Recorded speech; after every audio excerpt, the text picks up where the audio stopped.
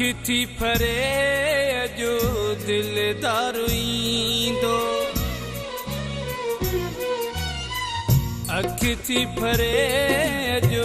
दिलदार ईंदो अखि थी फरे जो दिलदार ईंदो कोठे ते तो कांगुल में पक यार ईंदो पक यार ईंदो अखि थी फरे जो दिलदार ईंदो अखि थी फरे जो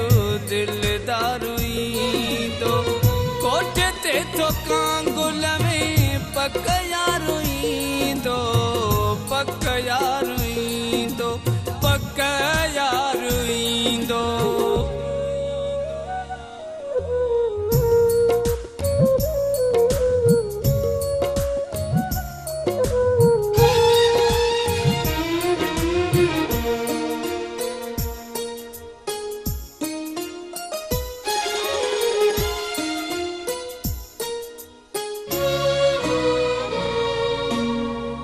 अखियूं विछायूं वेठो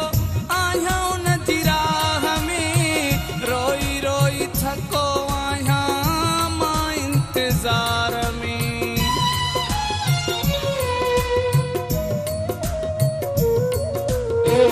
अखियूं विछायूं वेठो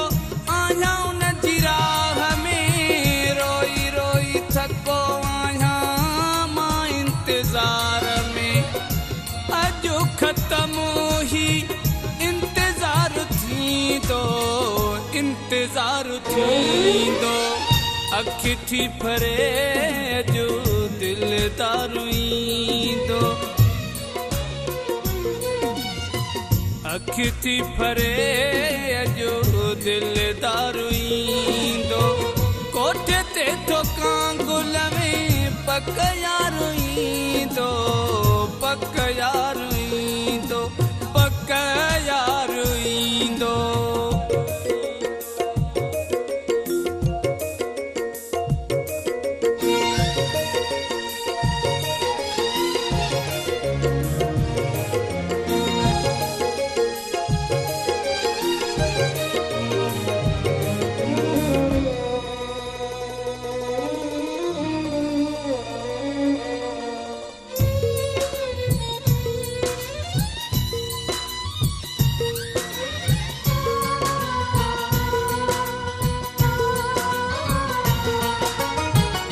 मोती हिरन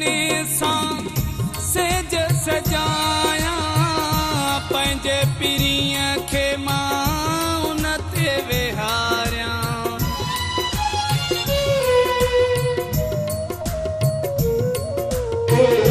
मोती हिरन सां सेज सजाया पंहिंजे पीरीअ खे मां उन ते विहारियां दिल खोले पीरीअ सां अॼु प्यार थींदो अॼु प्यार थींदो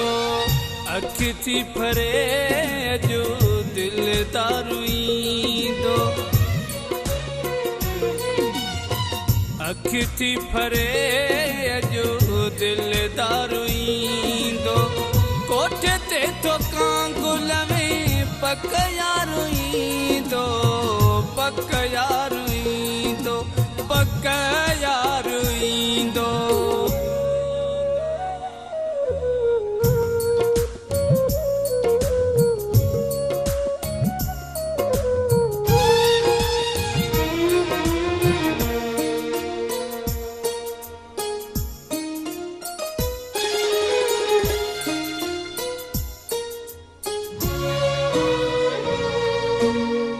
सालनि खां सजण जो मूंखे इंतज़ार हो जावेद मलाह हुजे लहरो तो ज़ारो ज़ार हो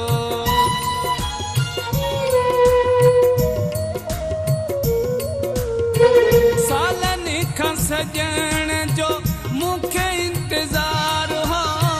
जावेद मलाह हुजे लहरो तो ज़ारो ज़ार हो दिल बरसा इज़हार थींदो इज़हार थींदो अखि थी फरे जो दिलदार ईंदो अखि थी फरे जो दिलदार ईंदो कोठे ते तो कांगुल में पक यार ईंदो पक यार ईंदो अखि थी फरे जो दिलदार ईंदो अखि थी फरे जो दिलदार ईंदो अखि थी फरे जो दिलदार ईंदो कोठे ते तो कांगुल में पक यार ईंदो पक यार ईंदो पक यार ईंदो अखि थी फरे जो दिलदार ईंदो अखि थी फरे जो दिलदार ईंदो